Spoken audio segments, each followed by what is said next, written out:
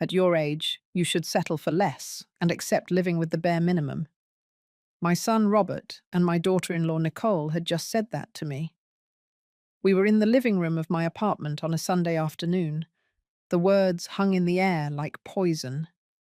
Then, in that precise moment, I made a decision that would change everything. I cancelled the automatic monthly support of $8,000 that I had been sending them for 7 years. 7 full years, 84 months without fail. And I watched as their bare minimum disappeared in a matter of days. But let me explain how I got here. How a 64-year-old woman who dedicated her entire life to caring, giving, and supporting her family ended up being treated as if her existence were a burden. My name is Mary Johnson. I am 64 and have been a widow for 11 years. When my husband died, he left some debts and a small pension that barely covered survival. Robert was 27 back then. He had just married Nicole. I worked. I worked harder than I ever had before. I cleaned houses. I babysat. I did sewing. I sold food. Everything I could to stay afloat and help my son start his married life. Why? Because that's what mothers do, right? They sustain. They support. They give without expecting anything in return. At first, it was only $500 a month to help them with rent while Robert looked for a better job. Then it was $1,000. After that, $2,000. And it kept growing until one day I found myself sending them $8,000 every single month. How did I get that kind of money? 4 years ago, the house my mother lived in was sold. It was an old property in a neighborhood in Boston that had greatly appreciated in value. My sister and I inherited it. My share was $180,000. I invested it well, with the help of a financial advisor recommended by my cousin Doris. The investments paid off. They generated steady returns. And I, the fool that I was, decided that my son deserved to live better, that my granddaughter Audrey deserved to have opportunities, that it was my duty as a mother and grandmother to make sure they didn't go through the hardships I did. So I set up an automatic transfer. Every first day of the month, $8,000 left my account directly to Robert's. No questions, no conditions, just a mother's love converted into numbers. And they got used to it. They got so used to it that it stopped being help and became an entitlement. It stopped being gratitude and became a silent demand. It stopped being love and became dependency, disguised as normality. Nicole was the one who suggested I sell my small apartment 3 years ago. "It's too big for you alone, Mary," she said. "Why do you need 2 bedrooms? Sell it and rent something smaller. That way you'll have more liquidity." Liquidity to keep sending them money. Of course, I didn't do it. Something inside me resisted. It was one of the few times I said no, and Nicole never forgave me for it. From then on, every visit was loaded with comments.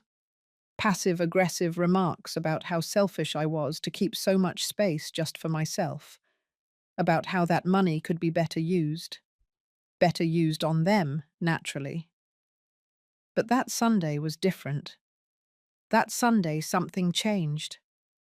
They had arrived around 3 in the afternoon, without calling ahead, as was their custom. I was preparing dinner when I heard the doorbell. When I opened the door, there they were. Robert, in the expensive shirt I had bought him for his birthday. Nicole, with a new purse that probably cost more than my rent for 2 months. "Hi, Mum," Robert said, giving me a quick peck on the cheek before walking straight into the living room. Nicole followed him. She didn't even greet me. I offered them coffee. Nicole asked for green tea. Robert said yes to coffee, but without sugar, because he was watching himself. It took me 20 minutes to prepare everything, serve it, and bring it to the living room. They didn't even look up from their phones to thank me. That's when I mentioned the dress. It is important for all families to establish healthy boundaries and mutual respect. Even within the closest relationships, recognizing that an individual's personal space, finances, and choices belong to them alone is vital. A mother's role is to support, not to be a never-ending source of funding, and disrespecting a parent's autonomy damages the foundation of the family unit. My cousin Sarah's daughter is getting married in 2 weeks, I said, sitting down in my armchair. I want to buy something nice for the occasion. It's been a long time since I went to a celebration like that. Nicole looked up. That look, the one I had learned to recognize over the years, that mix of irritation and condescension. A new dress? She asked, as if I had told her I wanted to buy a yacht. Why do you need a new dress, Mary? Well, to look presentable, to feel good. I haven't bought new clothes in years, and at your age, you should settle for less and accept living with the bare minimum. She said it just like that, without hesitation, as if it were an absolute truth that I should accept without question. Robert nodded slightly without looking away from his phone. I felt something freeze inside me. You just have to understand, Nicole continued, placing her cup on the table with a dry thud. You're no longer at the age to be spending on unnecessary things. You have to think about the future, about being responsible with your money. Responsible. Me, who had been sending them the equivalent of a full salary every month for 7 years. Me, who deprived myself of everything to ensure they lived comfortably. Me, who ate the same meal all week to save money and continue being their inexhaustible resource. I was not being responsible. A dress isn't necessary, Nicole added. No one notices that at your age. The important thing is that you have the basics: food, a roof, medicine if you need it. Everything else is a splurge you can't afford. A splurge? A $150 dress was a splurge I couldn't afford. But the new SUV Robert had bought last year, the one that cost $35,000 and for which I paid half the down payment, that wasn't a splurge. It was a necessity. The vacation they took in Miami 6 months ago, the one that cost almost $10,000, that wasn't a splurge.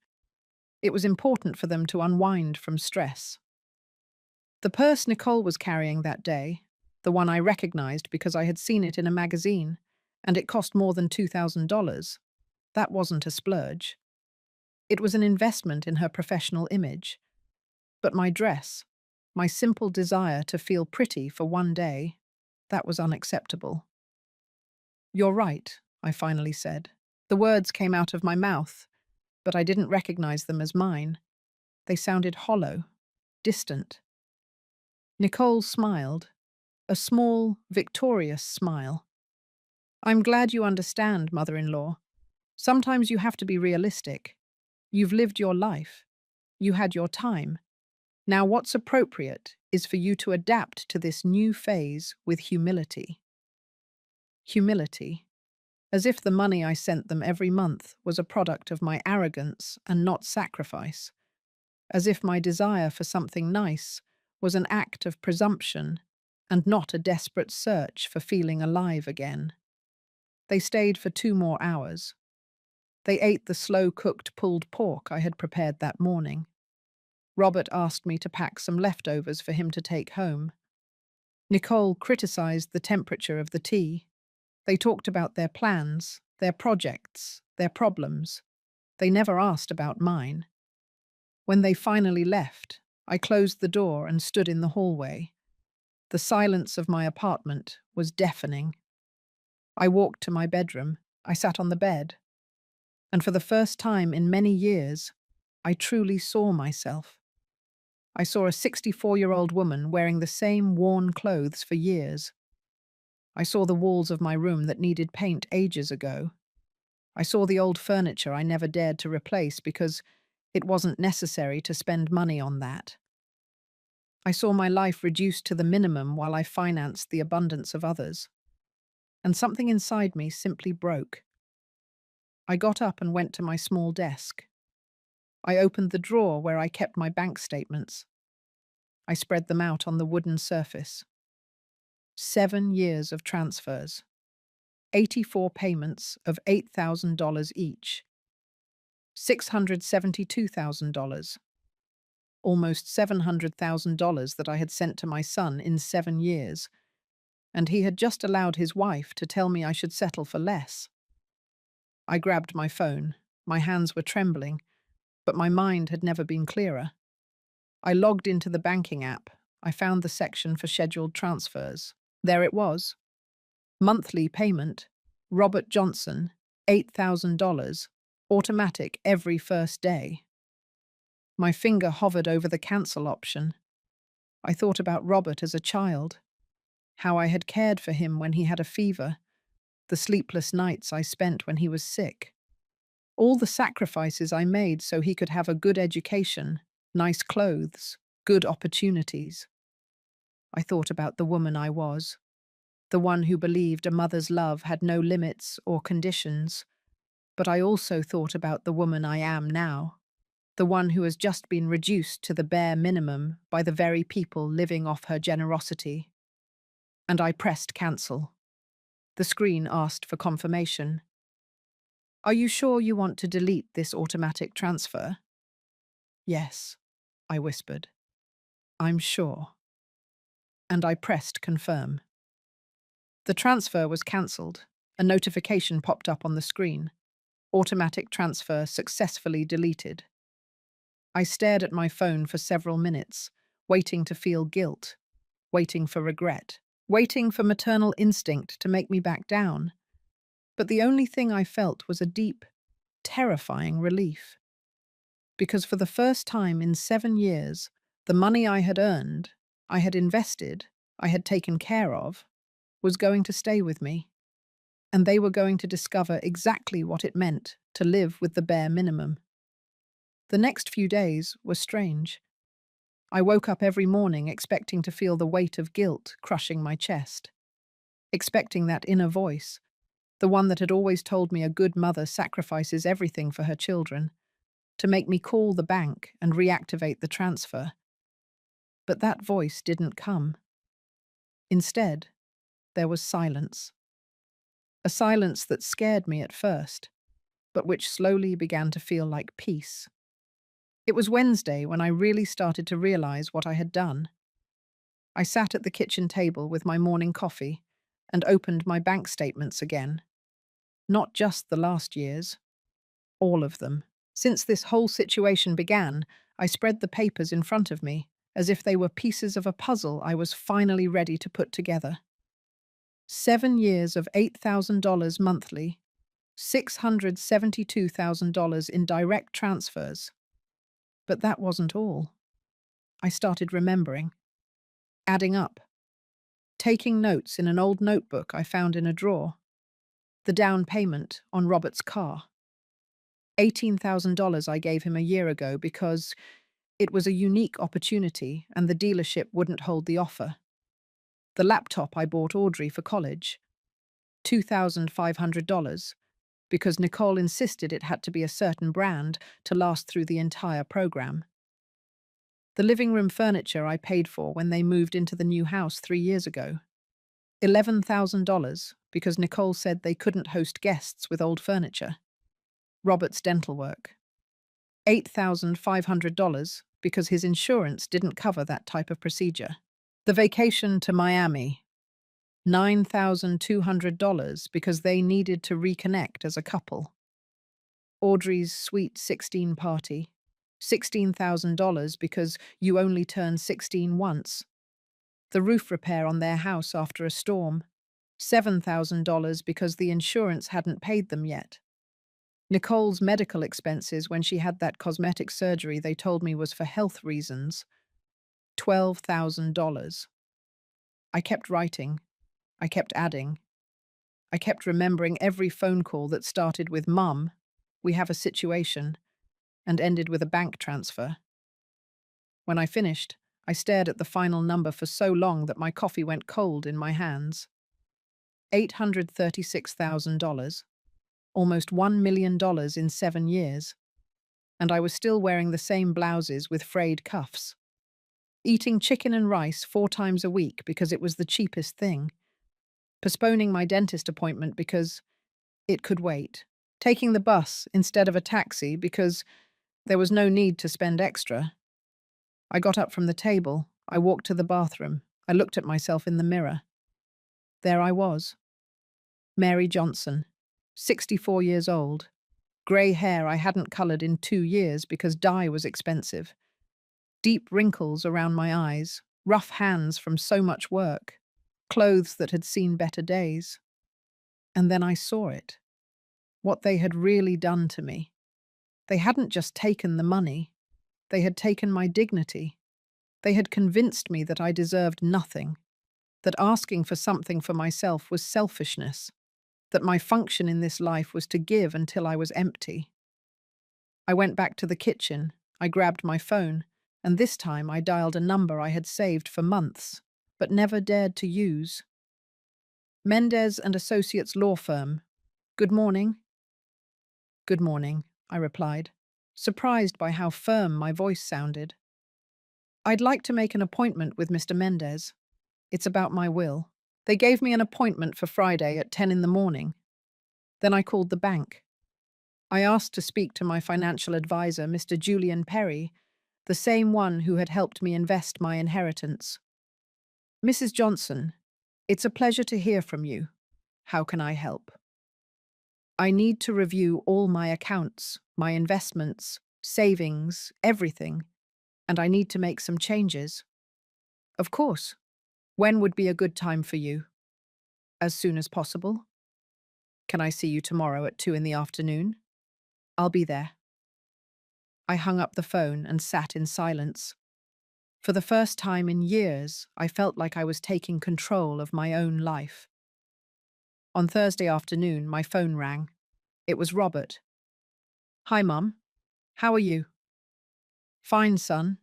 And you? Good. Good. Hey, I was calling because it's almost the first of the month, and I wanted to confirm that you'll be able to help us this month. We have some extra expenses. I stayed silent, listening to him talk as if those $8,000 were an acquired right, as if I were an ATM that simply spit out money every 30 days. Mum, are you listening to me? Yes, I hear you. So will you be able to do the 8,000? Nicole already made some payments counting on it. Counting on my money, as always. Robert, I need to talk to you about that. There was an uncomfortable silence on the other end of the line. What's wrong, Mum? Is there a problem? I think we need to have a serious conversation about the money, about everything. Everything? I don't understand. Did something happen? Many things happened, Robert. Many things that I have let slide for too long. Mum, you're scaring me. Are you okay? Are you sick? And there it was. The only reason he could imagine me setting boundaries. I had to be sick. Something had to be wrong with me, because a healthy, normal mother would never stop giving. I'm perfectly fine. Better than I've been in years, actually. Then I don't understand what the problem is. The problem, Robert, is that I've been doing a lot of thinking lately about my life, about my decisions, about what I truly deserve. Look, Mum, if this is about the dress, Nicole didn't mean to offend you. She was just being practical. You know how she is. Yes, I knew exactly how she was. It's not just about the dress, son. It's about everything. But I'd rather we talk in person. When? The weekend. Saturday. Okay. We'll come on Saturday afternoon. Come at 3. And Robert, I need you to come alone, without Nicole. This is between you and me. Another silence. Mum, you know Nicole won't agree to that. We're a couple. We don't have secrets. It's not a secret. It's a conversation between a mother and son, one we should have had a long time ago. I don't know, Mum. Let me talk to her and I'll call you back. Robert. My voice sounded harsher than I intended. I'm not asking for your permission. I'm telling you I need to talk to you. Just you. Saturday at 3. If Nicole has to approve you seeing your mother alone, then I think that says a lot about the situation we're in. He was quiet. I could imagine him on the other side, uncomfortable, caught between the habit of obeying me and the reality that his wife had been making all the decisions for years. Fine, he finally said. I'll come on Saturday. Alone. Thank you, son. We hung up. I stood there with the phone to my head. I had just set in motion something I couldn't stop, and although a part of me was terrified, there was another part, bigger, stronger, that was ready for this. The importance of self-protection and speaking your truth cannot be overstated. When a relationship, even a familial one, becomes exploitative, the obligation shifts from giving to self-preservation. It takes immense courage to break a long-standing cycle of enabling behavior. But setting clear, non-negotiable boundaries is the first step toward reclaiming personal dignity and true freedom. On Friday, I went to see lawyer Mr. Mendez. He was a man in his 50s, with a modest but organized office. He greeted me warmly and offered me coffee. Mrs. Johnson, tell me, what brings you here? I want to change my will. I pulled out a folder I had prepared the night before. Inside were all the documents, the bank statements, the notes of all the expenses I had covered, everything organized, everything documented. I showed it to him. I explained the situation. I told him about the $8,000 monthly, about the extra expenses, everything. Mr. Mendez listened without interrupting. When I finished, he leaned back in his chair and looked at me with an expression that mixed professionalism with empathy. Mrs. Johnson, what you have done for your son over these years is extraordinary. But I also understand why you are here. And I want you to know that you have every right to protect your assets and decide what to do with them. In my current will, Robert is the sole beneficiary of everything. But I have a granddaughter, Audrey. She's 19 years old. She's studying in college. And she is the only one who truly cares about me as a person, not as a source of money. I want to leave everything to her. I want to protect what's left. I want to make sure that if something happens to me, my money goes to someone who values it, who uses it well, who understands the sacrifice it represents. Mr. Mendez nodded. We can certainly do that. We will draft a new will where Audrey is the sole beneficiary. I would also recommend that we consider setting up some additional protections while you are alive. What kind of protections?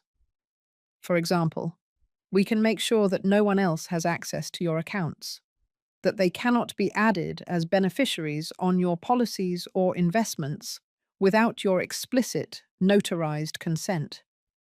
These are measures that protect people in your situation. In my situation, elderly people being financially exploited by their own families. It was more common than I had imagined. Yes, I said. I want all those protections. We spent 2 hours reviewing documents, signing papers, establishing safeguards. When I left that office, the afternoon sun seemed brighter than ever.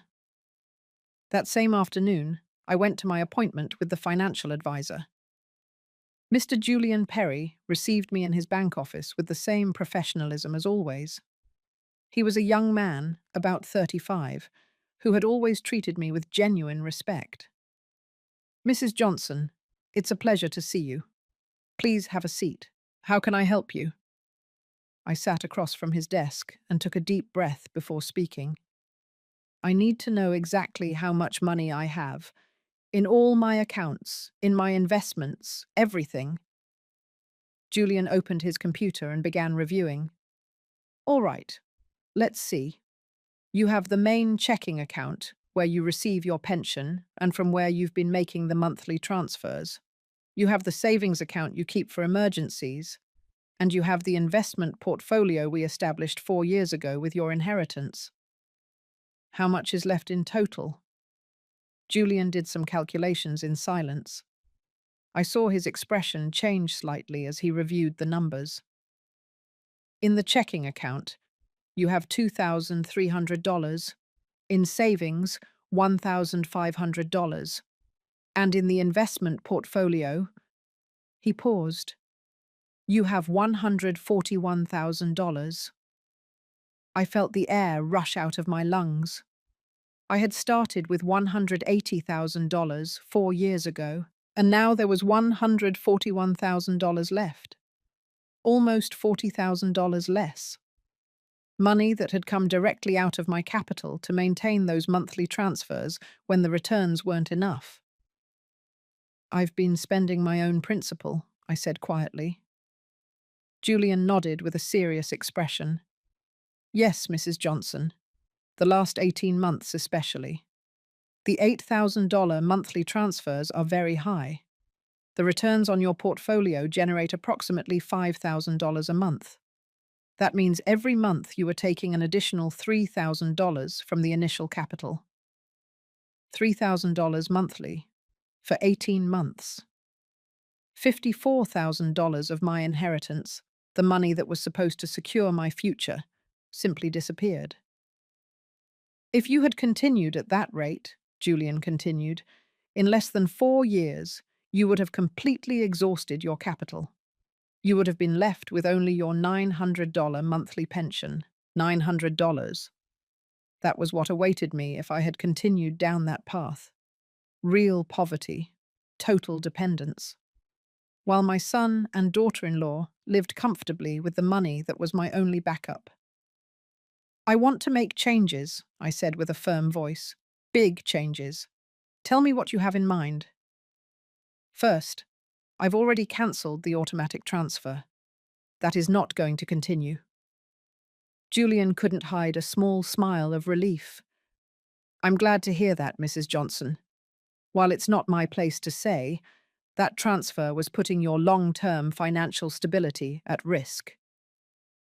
Second, I want to reorganize everything. I want to know exactly how much I can spend per month without touching the principal. I want to live off the returns only. Julian began calculating on his computer. With $141,000 in well-managed investments, the monthly returns would be approximately $5,000. Adding your $900 pension, we would be talking about $5,900 a month that you can use without affecting your capital. $5,900 a month. For me alone. Never in my adult life had I had that much money available just for myself. What if I wanted to withdraw a significant amount now? Just once. To do some things I've been postponing. How much are you thinking? $10,000. Julian nodded. That's perfectly reasonable. You would still have $131,000 in investments, which would generate approximately $4,600 a month, plus your pension. Still well above what you need to live comfortably. Then I want to withdraw that $10,000, and I want you to help me set everything up so that no one else can access my accounts. Just me. No one else can be added as an authorized user, as a beneficiary, nothing. We can do that today. I would also recommend that you change your banking passwords and activate two-step authentication on all your accounts. We spent the next hour doing exactly that. Closing accesses, changing passwords, setting up protections. When we finished, my accounts were a fortress to which only I held the keys. One more thing, I said before leaving. If anyone calls asking about my accounts, my funds, anything related to me, do not give them any information. To anyone. Not even if they say they are family. Perfectly understood, Mrs. Johnson. It's already noted in your file. I left the bank with a check for $10,000 in my purse. The weight of the paper felt like freedom. My next stop was a boutique in the mall, an elegant store I had always looked at from the outside but never dared to enter. The saleswoman, a young woman about 25 years old, greeted me with a kind smile. "Good afternoon, ma'am. Are you looking for anything special?" "I need a dress for a wedding, something elegant, something that makes me feel beautiful." Her eyes lit up. "I have just what you need. What size are you?" I tried on 6 different dresses. The seventh was perfect. Emerald green, elegant cut, soft fabric that draped beautifully. It fit me as if it had been made for me. I looked at myself in the dressing room mirror and barely recognized the woman looking back. I looked dignified. I looked alive. "It's perfect," I told the saleswoman. "It looks gorgeous on you. And we have some shoes that match perfectly. And a small clutch that I'll take it all." The total bill was $420. The dress, the shoes, the clutch, and a silk scarf that the saleswoman insisted complemented everything wonderfully. When I pulled out my card to pay, I didn't feel a shred of guilt. Then I went to the salon. I asked for a haircut, color to cover the grey, and a manicure and pedicure. The stylist was a cheerful woman named Brenda. "How long has it been since you treated yourself, ma'am?" "Years. Many years." "Well, today we're going to catch up." I spent 3 hours in that salon. 3 hours where they washed my hair, cut it into a modern but age-appropriate style, and colored it a soft brown with subtle highlights. While my hair was drying, another girl did my nails. She painted my hands an elegant pale pink and my feet a soft red.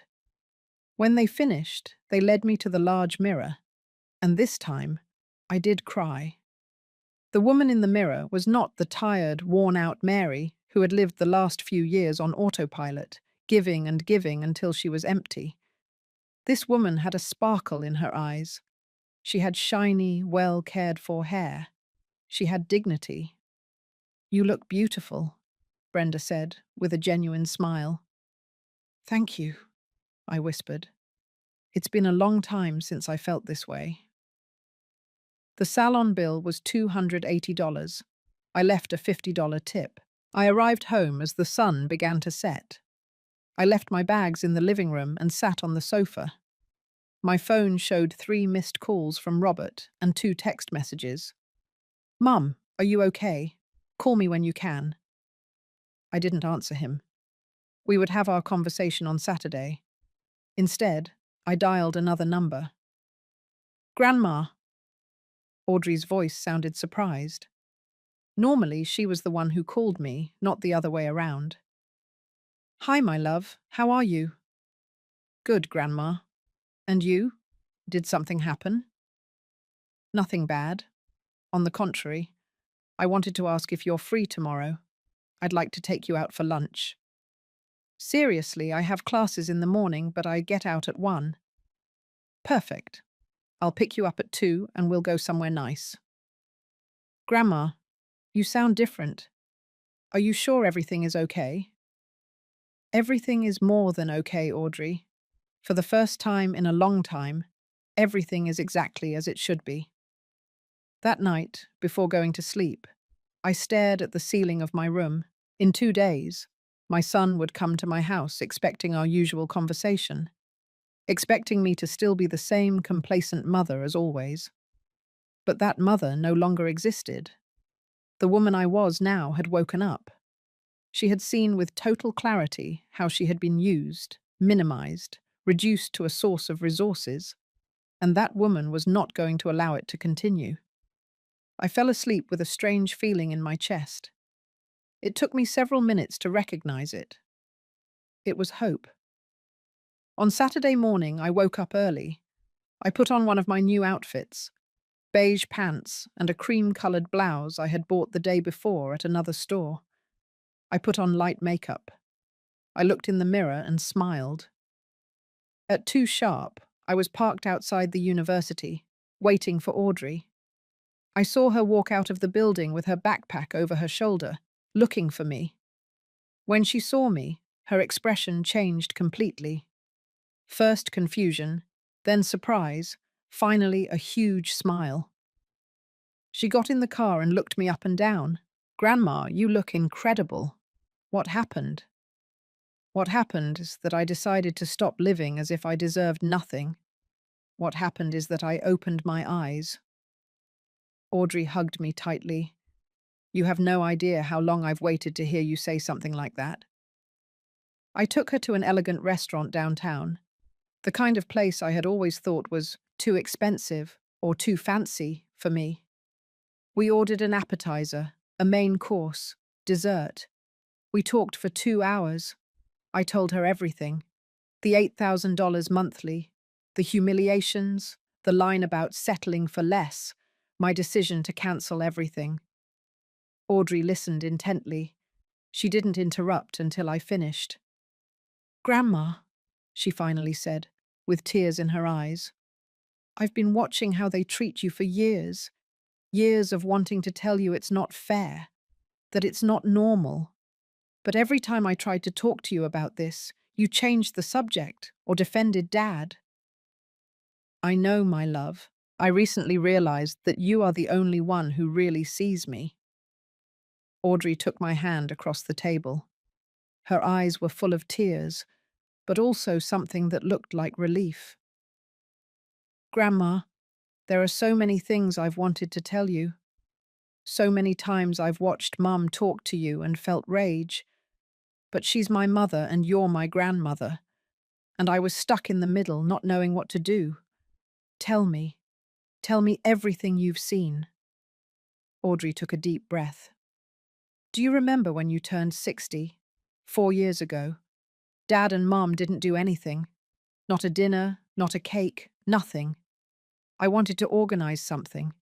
But Mum said you were too simple, that you didn't like those things. So I went to your house alone with a little cupcake I bought with my allowance. Do you remember?"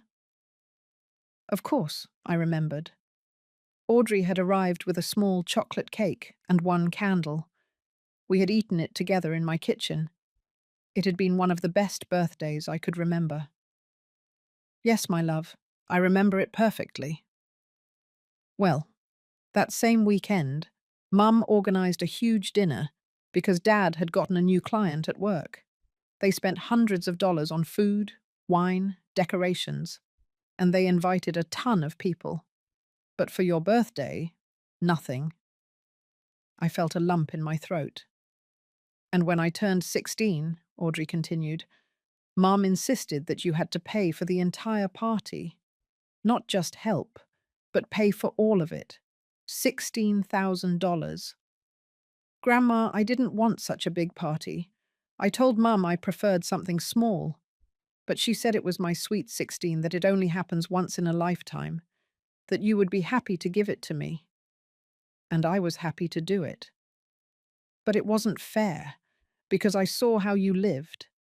I've always seen your apartment, your clothes, the way you guard every single penny. And then I would see our house full of new things. Mum with expensive purses, Dad changing phones every year. And I knew where that money came from. I wiped away a tear that had started to run down my cheek. Why did you never tell me anything? I tried, Grandma, many times. Do you remember about 2 years ago, when I asked if you were saving for your retirement? You told me not to worry, that you had everything under control. I insisted. I told you it seemed like you worked too much for your age, and you changed the subject." She was right. I remembered it. Audrey had tried to talk to me, and I had shut down the conversation because I didn't want to face the truth. "I also tried to talk to Dad," Audrey said. "I told him it wasn't right for you to send them so much money every month. Do you know what he told me?" "What?" "He said you did it because you wanted to, that it was your way of showing love, that he had never asked you for anything, that you offered, as if that made it better. As if the fact that you gave them everything without them having to ask absolved them of any responsibility." I closed my eyes. Hearing my granddaughter describe the dynamic so clearly hurt more than I expected. And Mum is worse, Audrey continued, her voice trembling. She talks about you as if you were a burden, as if your existence were a problem they have to put up with. I've heard her phone conversations with her friends. She says awful things. Grandma, she says you're complicated, that you don't understand how things work now, that at your age you should be more grateful for everything they do for you. Everything they do for me, I repeated in disbelief. Yes, as if visiting you once in a while was a huge sacrifice, as if tolerating your existence was an act of charity. I felt something break inside me, a part that still wanted to believe that maybe I was exaggerating, that maybe things weren't that bad. But hearing it from Audrey, from someone who had been a silent witness for years, made it impossible to keep denying it. Do you know what hurt the most? Audrey asked. It was the day Mum told me that when I got married, she hoped I wouldn't be like you, that I wouldn't be one of those mothers-in-law who gets involved in everything and expects constant attention. I told her you had never done that you never asked for anything. And do you know what she answered? I shook my head. She told me, exactly, that's why it's worse. Because she puts on this martyr act of not asking for anything but expecting us to guess what she needs. I was speechless. Grandma, you literally give them thousands of dollars every month, and she has the nerve to call you a martyr. We fell silent for a moment. The waiter came to clear our plates. We ordered coffee. Audrey, I finally said, I need to tell you something important. I explained everything I had done in the past few days. The cancellation of the transfers, the lawyer, the new will, the financial protections, everything.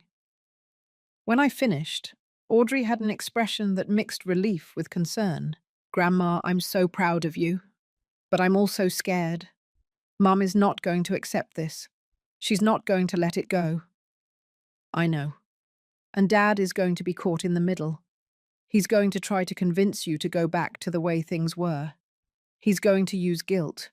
He's going to remind you of everything you've done for him. He's going to try to make you feel like you're hurting him. I know that too. Are you ready for that? I took a moment before answering. Was I ready? Was I prepared to see my son try to manipulate me? To face Nicole's wrath? To stand firm when they tried to make me feel like the villain of the story? I'm not sure I'm ready, I admitted.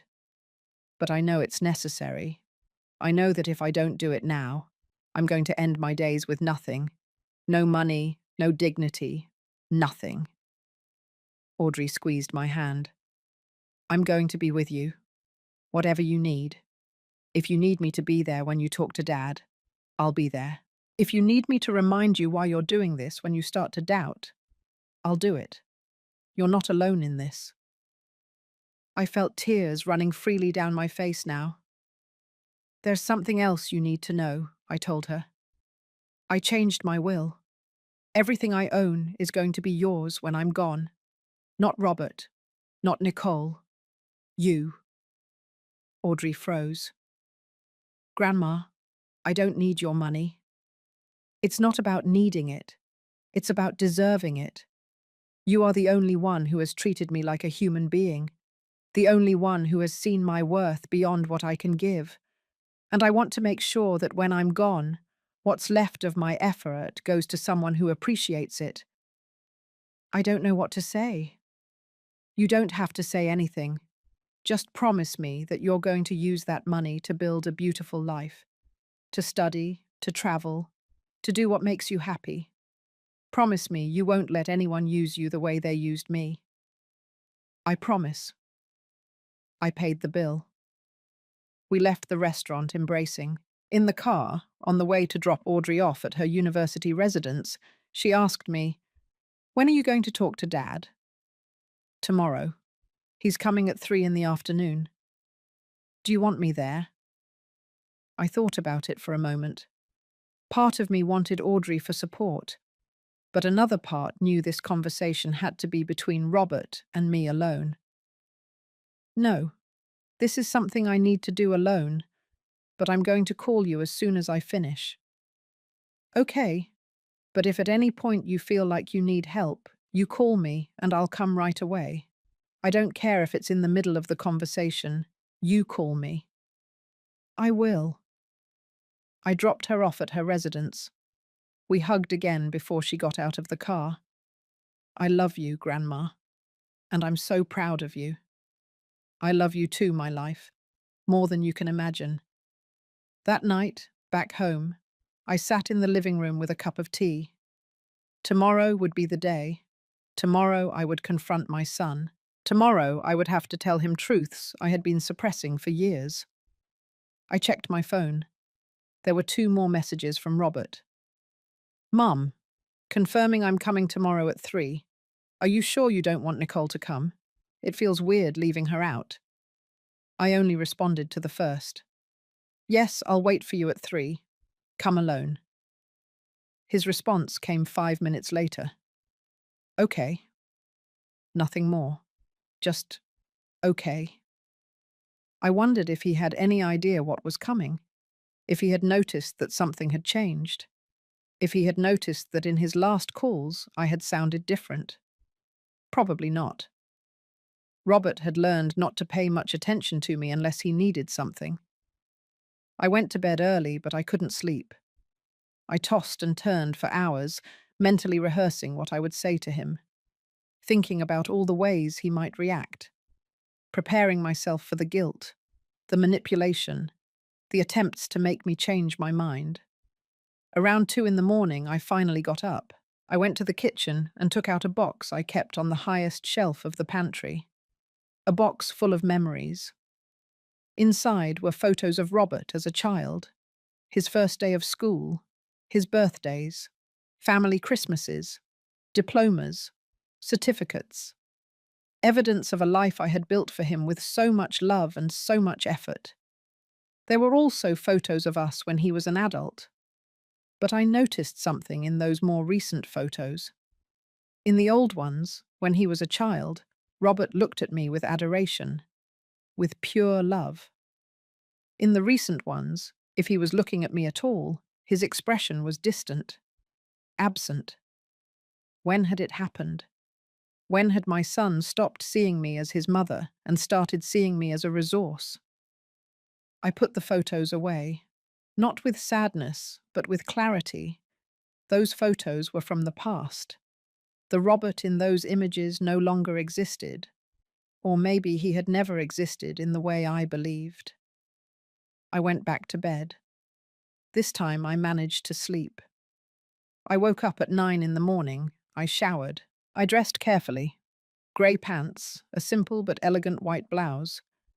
I did my hair. I put on light makeup. I spent the morning cleaning the apartment, even though it was already clean. I needed to keep my hands busy. I needed to do something to calm my nerves. At 1 in the afternoon, I made coffee. At 2, I took out cups. At 2:30, I sat in the living room to wait. My phone rang at 2:45. It was Robert. Mum, I'm leaving now. I'll be there in 15 minutes. I'll wait for you here. The doorbell rang at exactly 3:05. I got up from the sofa, took a deep breath, and went to open the door. Robert was standing on the threshold with his hands in his pockets. He was wearing a shirt I had bought him last year and jeans. He looked uncomfortable, like a child called into the principal's office without knowing exactly what he had done wrong. Hi, Mum. Hello, son. Come in.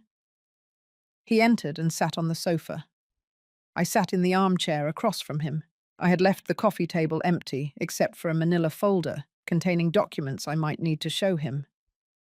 Do you want coffee? I asked. No, thank you, I'm fine. We were silent for a moment. Robert looked everywhere but at me. He played with his hands.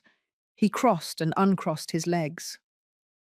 Mum, this feels really strange. What did you want to talk about? I decided to get straight to the point. Robert, do you know how much money I've given you in the last 7 years? He hadn't expected that question. I saw it on his face. Well, you've helped us a lot. I don't know exactly how much.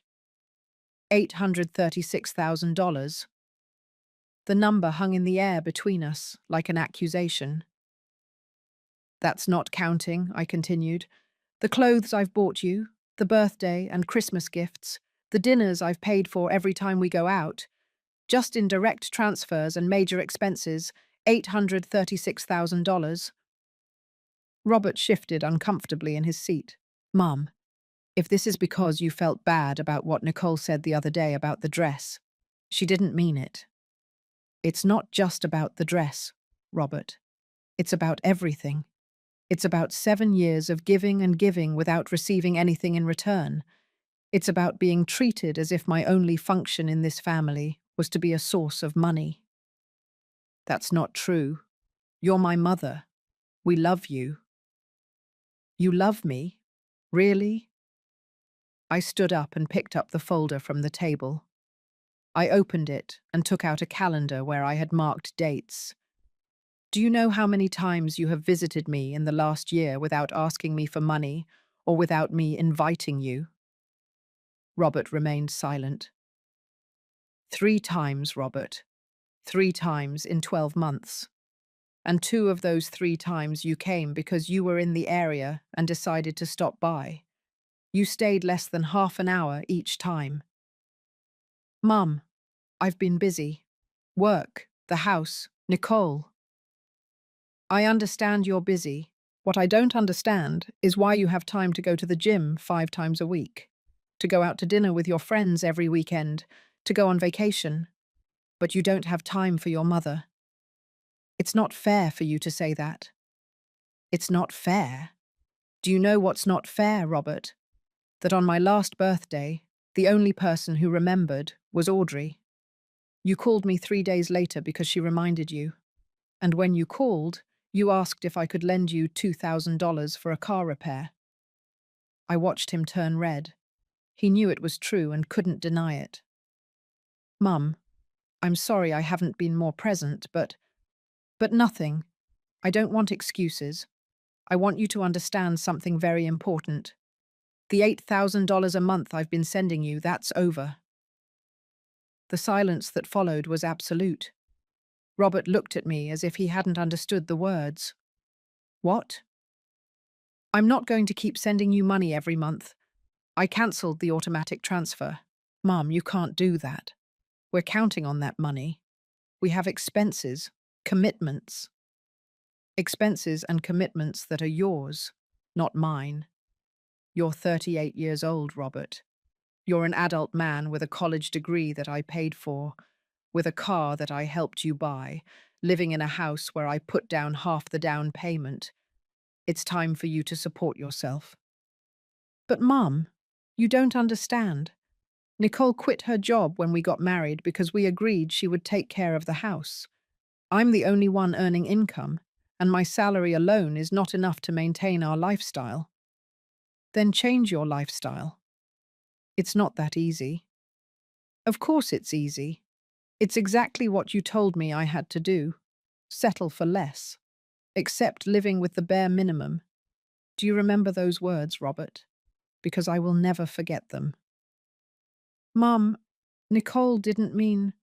Yes, she did. She meant exactly that. That I, at 64, after working my whole life, after raising you alone when your father died, after giving you almost $1 million, don't deserve to buy a dress. But you deserve a vacation in Miami, dinners at expensive restaurants, designer clothes, a new car every 3 years. Robert ran his hands through his hair. I recognized that gesture. It was what he did when he was stressed and looking for a way out. Mum, I know Nicole can be a little direct sometimes, but she only meant… I don't care what she meant. I care about how she made me feel. She made me feel like trash, Robert, as if my existence were an inconvenience. as if daring to want something for myself was an unforgivable act of selfishness. You're exaggerating. Am I exaggerating? Tell me, when was your birthday last year? How much did I spend on your party? Robert didn't answer. $4,500. Between the venue, the food, the cake, the gift. $4,500 to celebrate you. And when my birthday was 2 months later, you didn't even call me on the right day. I already told you I'm sorry, I forgot. You didn't forget, Robert. It simply wasn't important to you. I'm not important to you. Only my money is. That's not true, and you know it. I stood up and walked toward the window. I needed to move. I needed to channel the energy I felt building up in my chest. Do you know what I realized a few days ago? That I can't remember the last time we had a real conversation. One where you asked me how I was, what I've been doing, how I feel. All our conversations revolve around what you need. Always. Mum, if you felt that way, why did you never say anything? I turned to look at him. Because I was afraid. Afraid that if I stopped giving, you would stop coming. And now I realize I was right. Because the only reason you come is because you take for granted that the money will keep coming. That's not fair. Life isn't fair, Robert. I learned that the hard way, and now it's your turn to learn. Robert stood up. So what? You're going to punish us? You're going to cut us off completely because Nicole said something that offended you? I'm not punishing you. I'm protecting myself. There's a difference. Mum, you have to understand our situation. We built a life based on that help. We can't just… And me? Did anyone think about my situation? Did anyone think that maybe I also needed that money? That I was spending my principal, the money that was supposed to secure my old age, to maintain your comfort? Robert opened his mouth to answer, but closed it again. For the first time, he seemed to be truly listening. I'm 64, I continued. I'm not going to live forever. And when the time comes that I really can't fend for myself, when I need help, care, attention, what's going to happen? Are you going to be there for me? Or am I going to end up in the cheapest nursing home you can find because I won't have any money left to give you? We would never do that. Wouldn't you? Are you sure? Because so far, you haven't shown any interest in my well-being, only in my bank account. Robert slumped back onto the sofa. He looked defeated. What do you want me to do, Mum? What do you expect from me? I expect you to grow up. I expect you to take responsibility for your own life. I expect you to stop seeing your mother as an ATM and start seeing me as a human being. I see you as my mother. No, Robert. You see me as your mother when it's convenient for you. The rest of the time, I'm invisible to you. There was a long silence. I could see Robert processing, trying to find the right words. But I didn't need nice words anymore. I needed actions. The $8,000 is not coming back, I said firmly. That is final. But there's something else you need to know. I sat down again and opened the folder. I pulled out a copy of the new will. I went to a lawyer. I changed my will. Everything I own, when I die, is going to Audrey. Not you. Her. The colour drained from Robert's face. What? Mum, you can't do that. I'm your son. I'm your only family. Audrey is my family too, and she is the only one who has treated me with real love and respect, the only one who sees me as more than a source of resources. This is because of Nicole, isn't it? You don't like her, and you're punishing me for marrying her. This has nothing to do with who you married. It has to do with how you have allowed me to be treated. It has to do with your own actions and inactions. You can't disinherit me. It's not fair. I can, and I did, and it is fair, because I already gave you your inheritance while I was alive, Robert. $836,000. That is your inheritance. You won't receive 1 cent more when I die. Robert stood up abruptly. This is a mistake. You're making a huge mistake.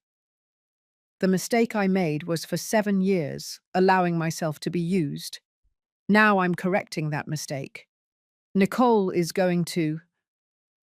He left the sentence hanging in the air, as if he suddenly realized what he was about to say. Nicole is going to what, Robert? Is she going to get angry? Is she going to be furious? Tell me, what is your wife going to do when she finds out the free money is over? Robert walked toward the door and then returned. He was frantic. I could see the panic starting to set in his eyes. Mum, please, you have to reconsider this. Give me a month. Give me time to reorganize things, to talk to Nicole, to adjust our budget. No. No, just like that. Just like that. Because if I give you a month, you'll come back in a month with another excuse, and then another, and another, and we'll be in the exact same place a year from now. This ends now. But we have the mortgage, the car payments, the credit cards. Those are all your problems, Robert, not mine. You signed for that mortgage, you bought that car, you used those cards. Now it's your turn to solve it. And what am I supposed to do? Sell the house? Return the car? Do what you have to do. Get a second job. Nicole can go back to work. You can move to a smaller place. You can do exactly what millions of people do every day. Live within your means. I can't believe you're doing this to me. I'm not doing anything to you, Robert. I just stopped letting you do it to me. Robert was breathing rapidly. I could see he was between anger and desperation. And what am I supposed to tell Nicole? How do I explain that we suddenly don't have $8,000 a month? Tell her the truth, that your mother got tired of being treated like she was worthless, that your mother decided she deserved dignity, that your mother finally opened her eyes. She's going to say you're being selfish. Probably, but I won't be here to hear it anymore. Robert looked at me with an expression I hadn't seen in years, something between confusion and genuine pain. Do you really hate me that much? The question hit me in the chest. I sat down again, suddenly feeling the weight of all this. I don't hate you, Robert. I love you. You are my son, and you always will be. But loving someone doesn't mean letting them destroy you. Loving someone doesn't mean making yourself small so they can be big. Then what do you want from me? I want you to be a man. I want you to take charge of your life. I want you to stop depending on your 64-year-old mother to support your family. And I want you to, maybe someday, be able to see me as more than a means to an end. Robert slumped back onto the sofa. He covered his face with his hands. For a moment, I saw the boy he was. The boy who ran to me when he fell down. The boy who looked for me when he was scared. The boy who told me I was his favorite person in the whole world.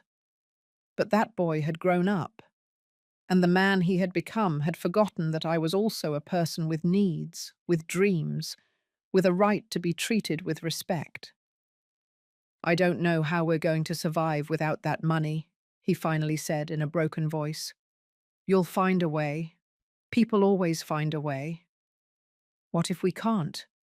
What if we lose everything? Then you'll learn what it really means to lose everything. Because I lived it, Robert. When your father died, I was left with debts and a miserable pension. And I survived. I worked until my bones ached. I did whatever it took. And I never, ever asked anyone to rescue me. You're stronger than me. No, I simply had no other choice. And now you don't either. There was another long silence. Robert wiped his eyes with the back of his hand. Is there anything I can do to make you change your mind? anything. You could start by respecting me, by treating me like your mother and not your bank, by showing up when you don't need anything, by remembering my birthday, by asking me how I really am and listening to the answer. But none of that is going to bring the money back. That's part of the past now. And the will? The will isn't going to change either. Audrey has earned that place. You've already received more than most children receive from their parents in a lifetime. Robert stood up slowly. I think I should go. I think so too. He walked toward the door. He stopped with his hand on the handle. Mum, I really am sorry if I made you feel bad. It wasn't my intention. I know. And that's part of the problem. You never intended to hurt me. You just didn't care enough to realize you were doing it. He opened the door and walked out without saying anything else. I watched him walk toward his car. I watched him get in. I watched him sit there for several minutes before starting the engine. When he finally left, I closed the door and stood in the hallway. I didn't cry. I thought I would, but the tears didn't come. What I felt was something close to relief, as if I had been carrying an enormous weight for years and had finally set it down. I went to the kitchen. I poured myself a glass of water. I sat at the table. My phone vibrated. It was a message from Audrey. Are you done yet? Are you okay? We're done. I'm okay. Better than I expected. Do you want me to come over? It's not necessary, but thank you for worrying. I love you, Grandma. I love you too, my life. I put the phone down on the table and looked out the window. The afternoon sun shone through the curtains, creating patterns of light on the floor. For the first time in a very long time, the silence in my house didn't feel like loneliness. It felt like peace. I knew this wasn't over. I knew Nicole would react. I knew the storm was coming. But for now, in this moment, I had done what I needed to do. I had told my son the truth. I had set boundaries. I had defended myself. And I had survived. That night, I cooked for myself. Not chicken and rice again. I made a small steak I had bought the day before, with roasted vegetables and a fresh salad.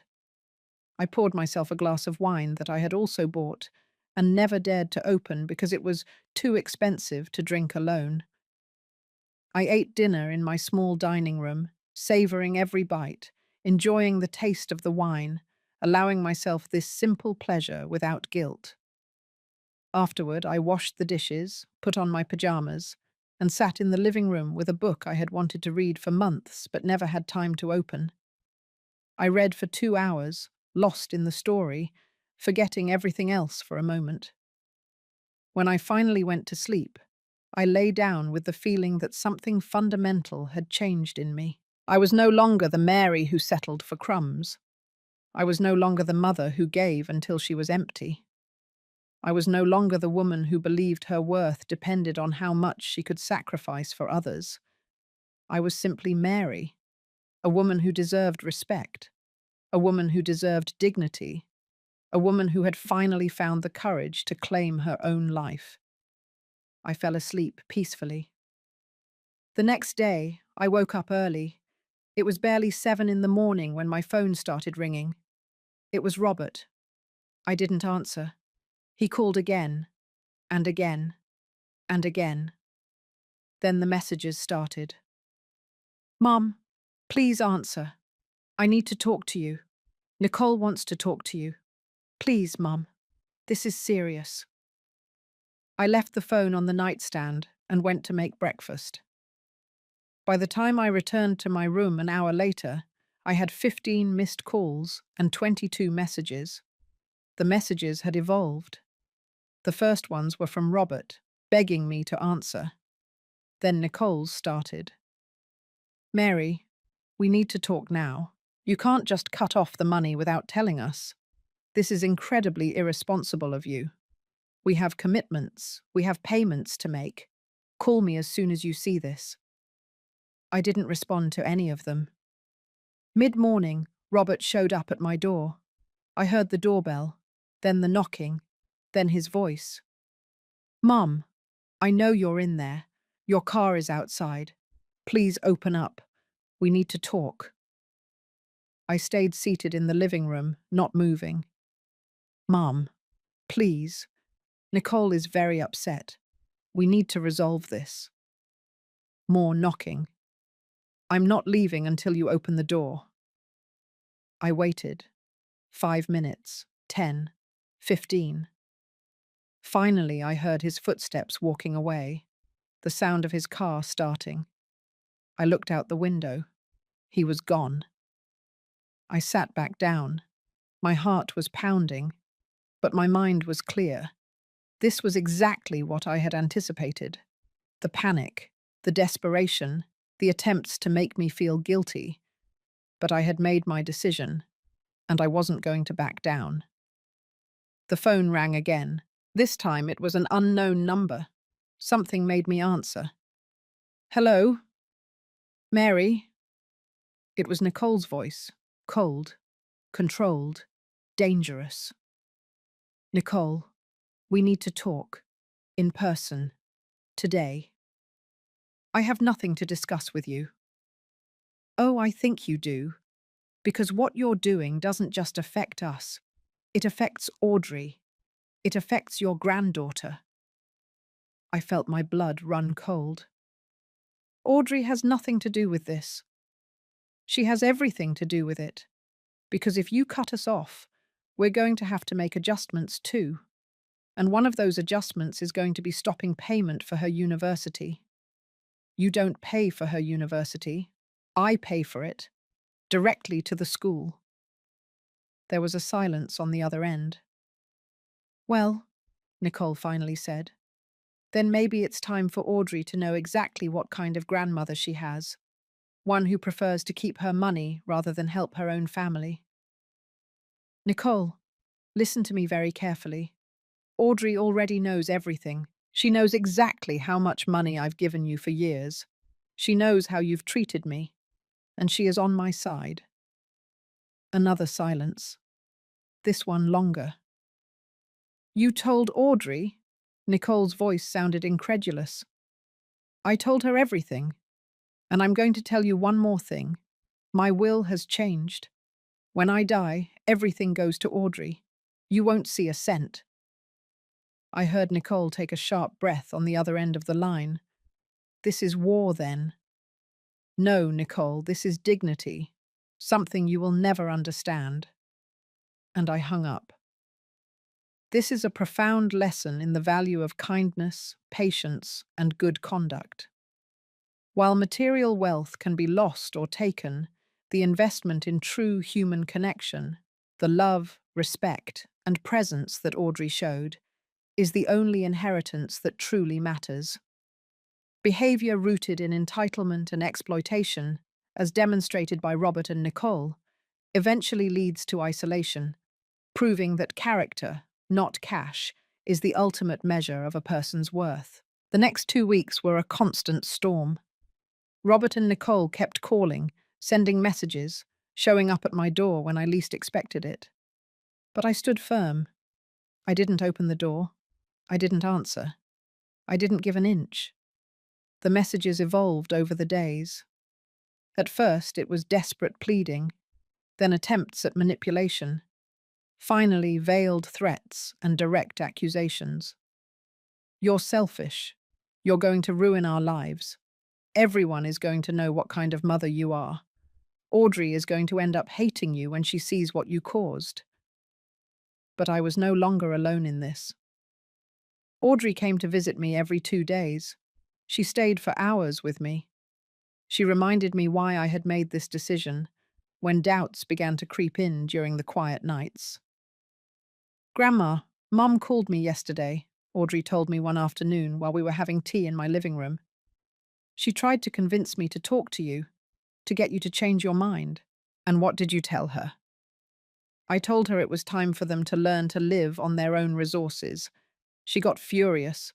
She said I was ungrateful, that they had given me everything. I'm sorry, my love. I didn't want you to be caught in the middle of this. I'm not in the middle, Grandma. I'm on your side. I always have been.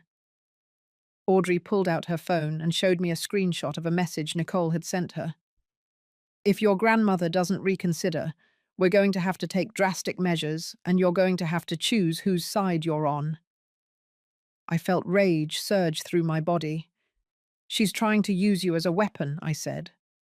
I know, but it won't work. I've already chosen Grandma, and I chose dignity over comfort, just like you. A week after my conversation with Robert, what I knew would happen finally did. Nicole showed up at my door, alone. I saw her through the peephole. She was standing with her arms crossed, dressed in expensive clothes that had probably been bought with the money I sent in previous months. Her expression was one of contained fury. She rang the doorbell, once, twice, 3 times. Mary, I know you're in there. Open the door. We need to talk like adults. I stayed still. I'm not leaving. I can stay here all day if I have to. I took a deep breath. Something in me decided it was time to face this, once and for all. I opened the door, but I didn't invite her in. I stood in the doorway, blocking the entrance. Nicole. Mary, you finally decided to show your face. What do you want?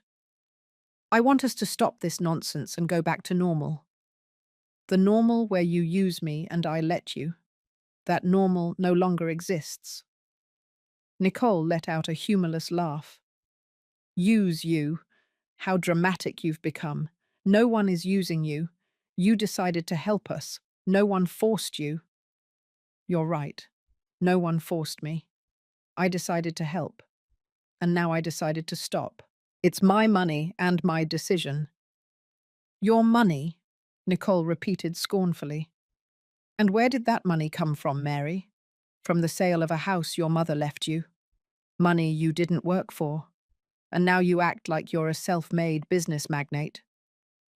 That money was my inheritance. My mother worked her whole life to have that house, and she left it to me, not you. But Robert is your son, your only son. Everything you have should be for him. Everything I have has already been for him. $836,000. That is his inheritance. He already received it. Nicole took a step toward me. Her face was red with anger. Listen to me, old woman. We built a life based on that help. We bought the house counting on that money. We made financial commitments because we knew we could count on you. You can't just cut everything off and leave us hanging. Yes, I can. And I did. This is elder abuse in reverse.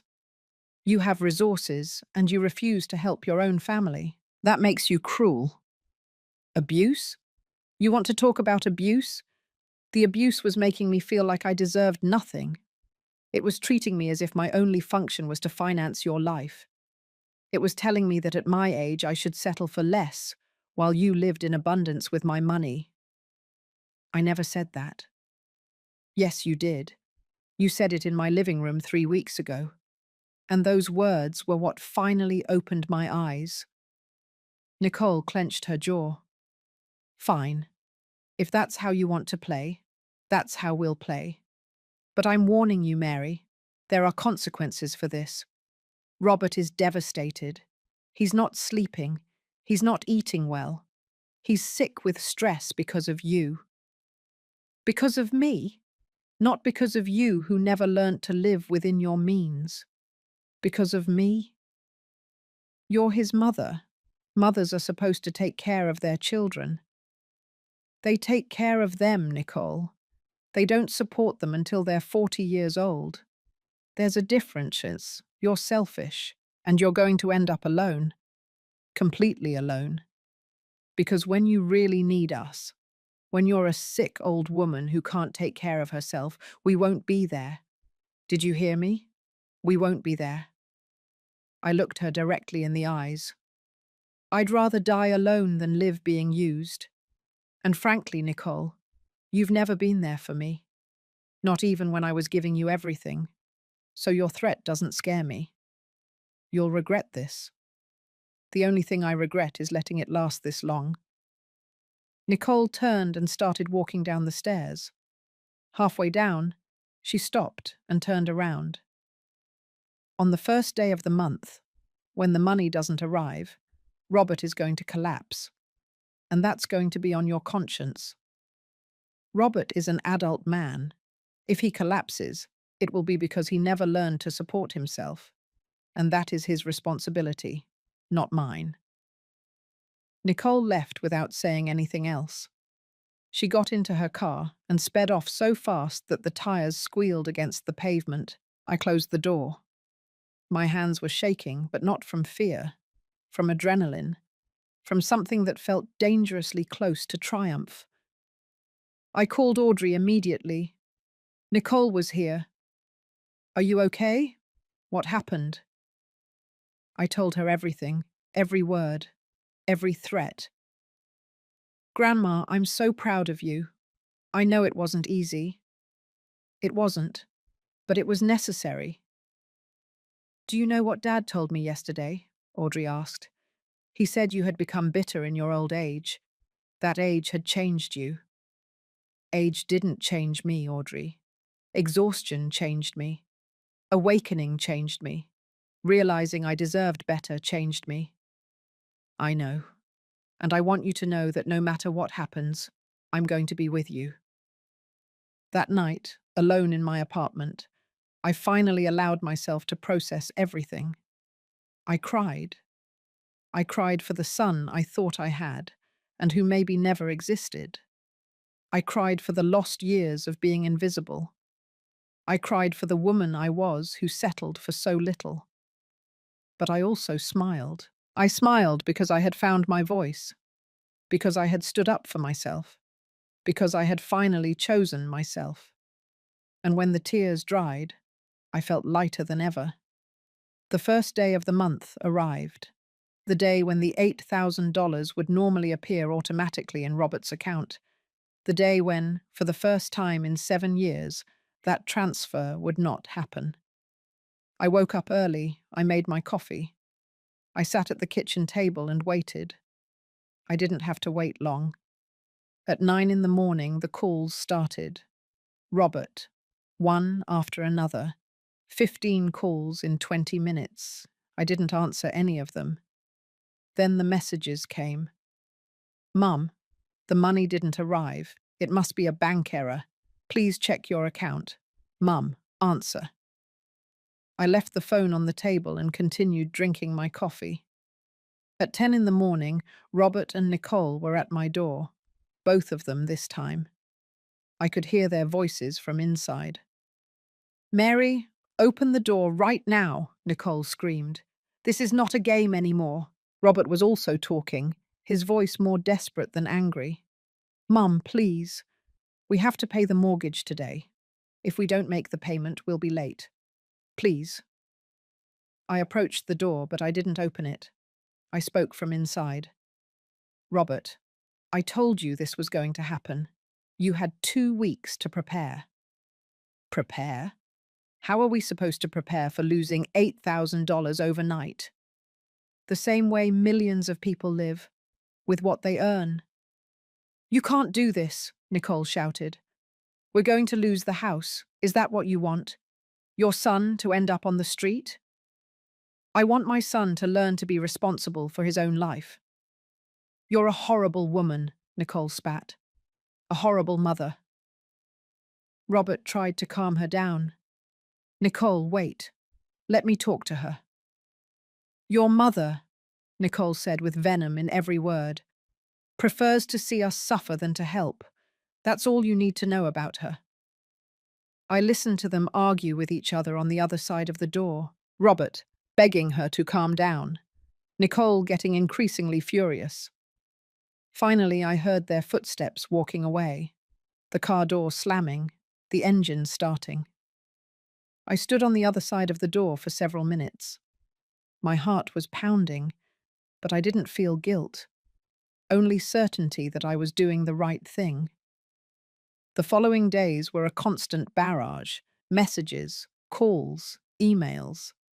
Robert even tried to contact me through social media, which I hardly ever used.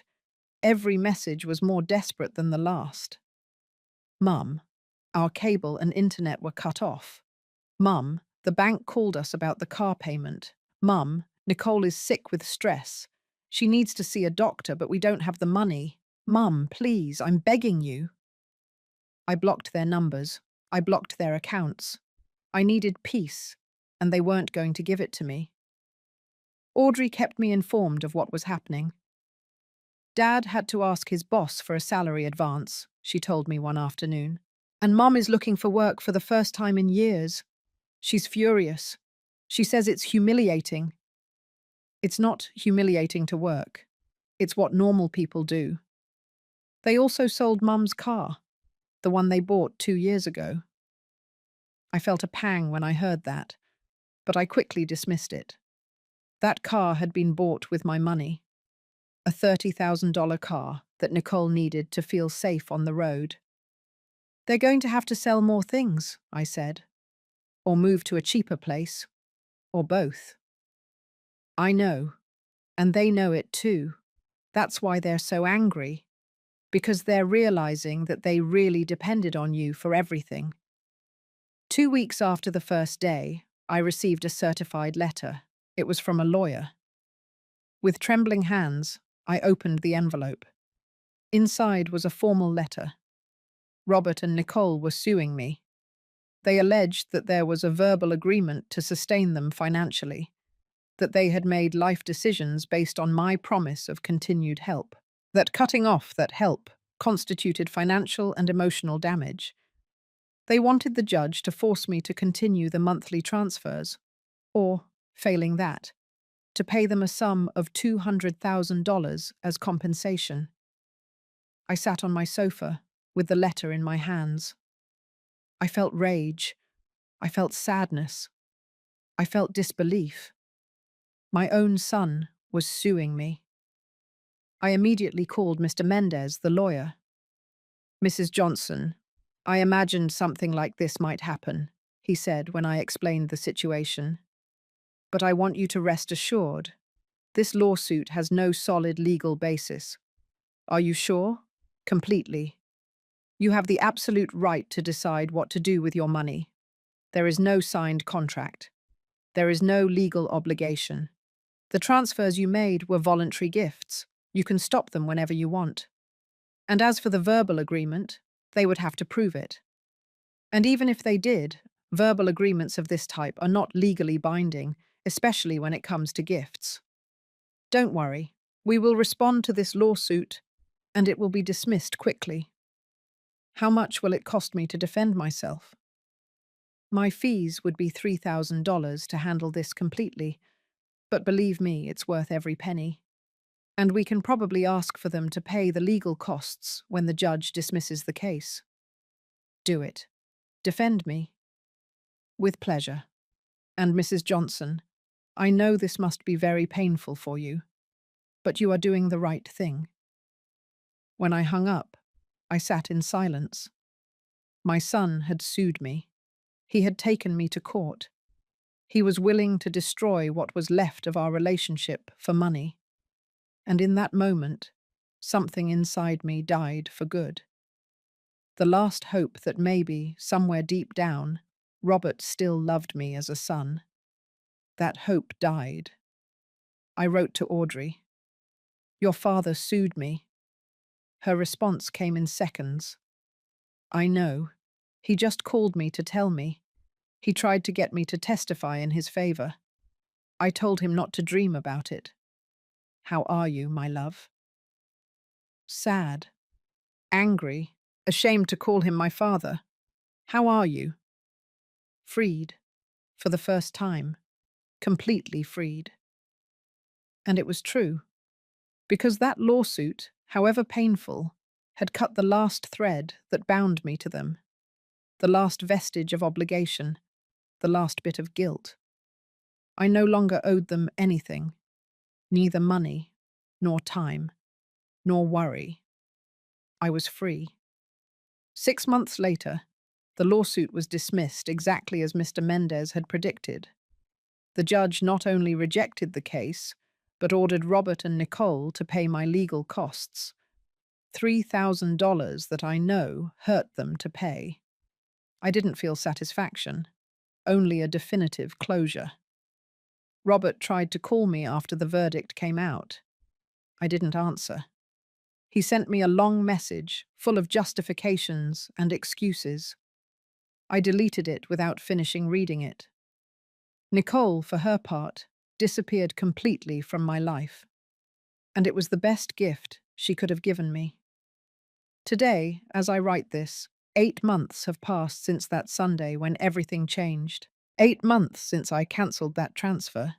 8 months since I took back my life. What has happened in this time? I sold some old furniture and redecorated my apartment. Now I have a living room I like, with colours that make me happy. I hired someone to paint the walls. I bought plants and placed them in every corner.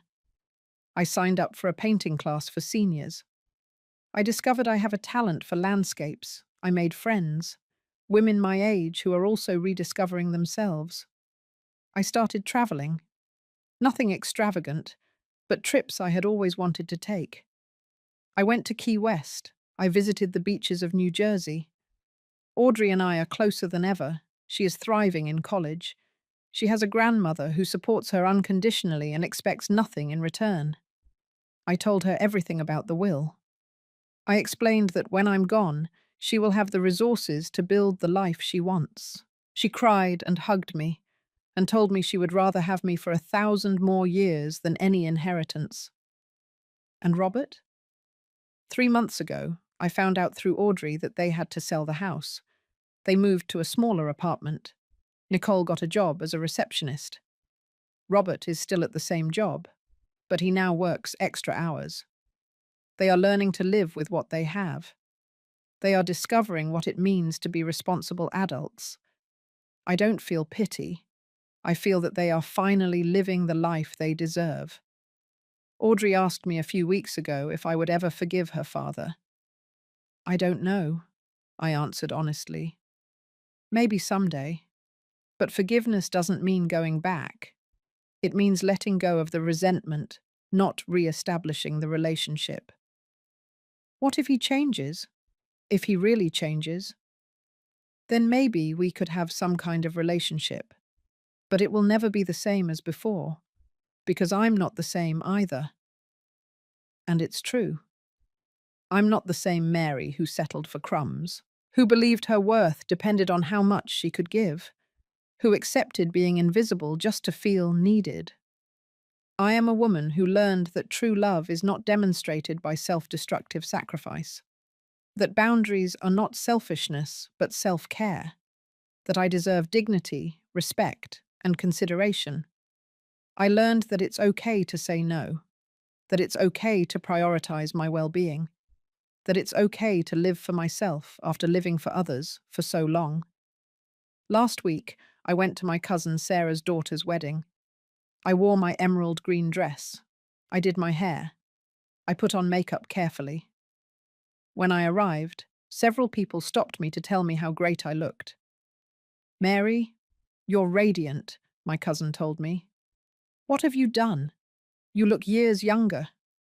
And I knew exactly how to answer. I found myself. I danced at that wedding. I laughed until my stomach hurt. I ate cake without guilt. I drank champagne. I lived. And when I returned home that night, tired but happy, I looked in the mirror. The woman looking back had wrinkles.